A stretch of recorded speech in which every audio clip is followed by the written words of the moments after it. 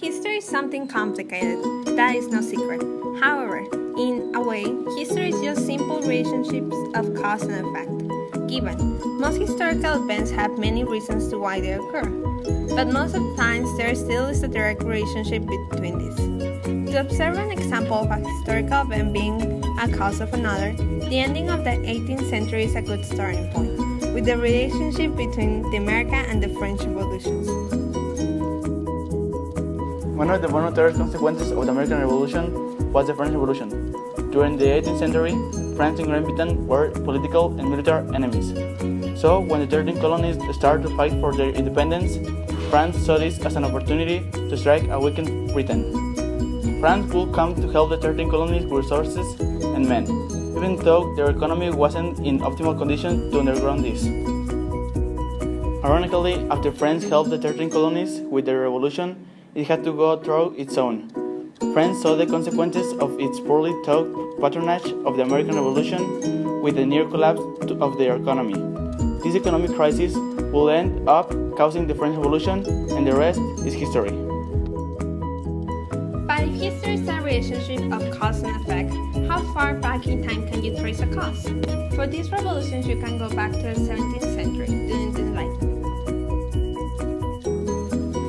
Since the French Revolution was a result of the American Revolution, and one of the main causes of the American Revolution were the Enlightenment ideas, we can say that the French Revolution was a product of the Enlightenment. Some of the ideas that were proposed in the Enlightenment were the equality, freedom of speech, religious tolerance, and freedom of press, affected directly by the American Revolution because it was a movement that was focused mostly in these ideas. Many of what was fought for on that time is what we know in our society as human rights, found in most countries of the world. Basic freedoms are guaranteed to every human and should be protected by the government. Thus, the Enlightenment has still an important effect on today's society. And, regarding the country, many were shaped after these revolutions. Before, absolute monarchies were incredibly common, and the people had no say in their country's affairs. However, democracy will eventually come. Democracy isn't a particularly new term. The form of government was first originated by the ancient Greeks more than 2,000 years ago, but it wouldn't have a particular lasting effect on societies before the 18th century. As the American Revolution finished, the foundations for what is now the most notorious and influencing democratic government in the world were set. And as ideas are tested, they expand into other societies, inspiring people to strive for new things. This means that the American Revolution set the path for democracy in modern society. To see the importance of democracy, the Economist Democracy Index is very useful.